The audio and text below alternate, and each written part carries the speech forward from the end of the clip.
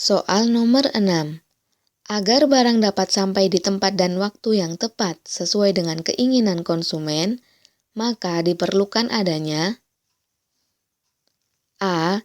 Teknik dan cara penanggulangan berbagai macam resiko. B. Kebijakan dan strategi yang baik dalam penjualan barang. C. Penempatan dan penampilan luar produk. D. Transportasi dan pergudangan yang baik. Atau E. Promosi dan komunikasi yang baik dan mendukung penjualan barang.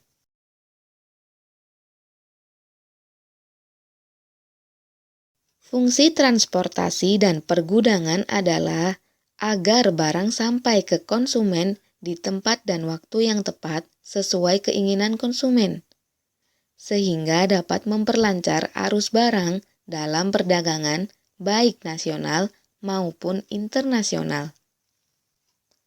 Jadi jawabannya adalah D. Soal nomor 7. Dari faktor-faktor di bawah ini, faktor apa yang tidak menyebabkan pergeseran kurva penawaran komputer PC? A. Peningkatan upah para pekerja pabrik komputer PC. B. Pengenaan pajak pada produksi komputer PC. C. Peningkatan harga komputer PC. D. Peningkatan efisiensi pada produksi laptop. Atau E. Penurunan biaya bahan yang digunakan dalam pembuatan komputer PC.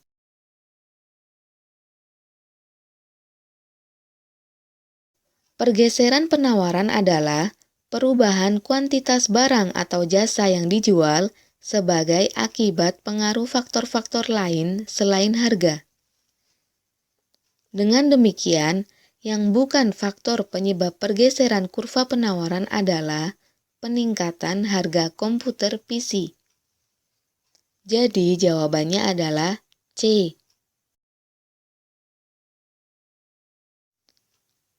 Soal nomor 8. Sebuah fungsi penawaran dinyatakan dalam 2Q sama dengan 6P min 1000.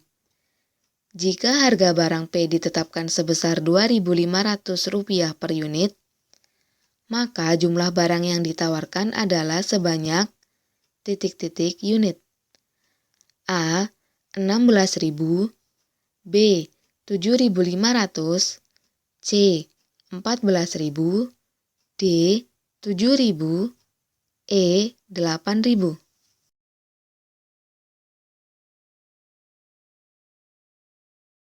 Fungsi penawaran ditunjukkan dengan persamaan 2Q sama dengan 6P min 1000. Saat P sama dengan 2.500, maka Q ada berapa? Nilai P dimasukkan dalam fungsi penawaran sehingga tampak sebagai berikut. 2Q sama dengan 6 kali 2.500 min 1000. 2Q sama dengan 15.000 min 1000. 2Q sama dengan 14.000. Jadi, Q sama dengan 7.000.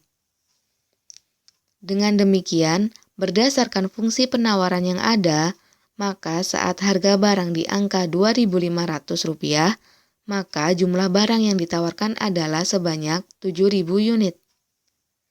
Jadi jawabannya adalah D. Soal nomor 9. Perhatikan kurva permintaan dan penawaran di bawah ini.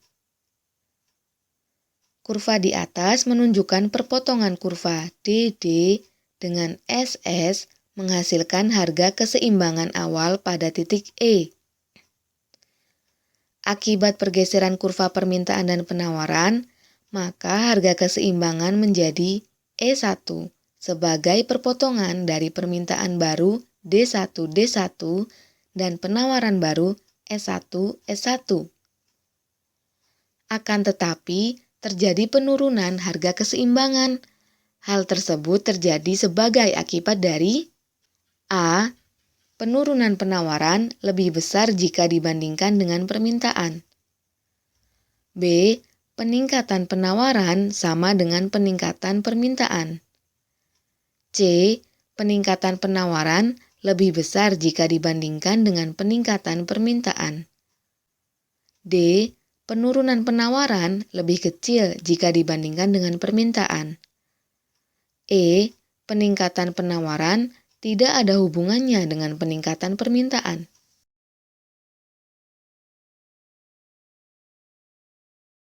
Penurunan harga keseimbangan dari E ke E1 terjadi karena peningkatan S atau penawaran lebih tinggi jika dibandingkan dengan D atau permintaan yang tidak mengalami perubahan, melainkan malah penurunan.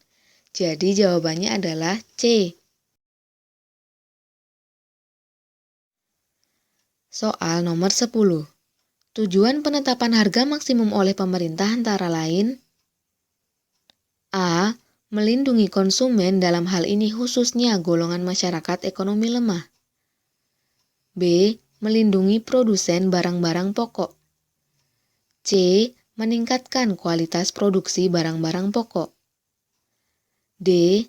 Menjaga keseimbangan antara penawaran dan permintaan. E. Menjaga kestabilan perekonomian dalam negeri.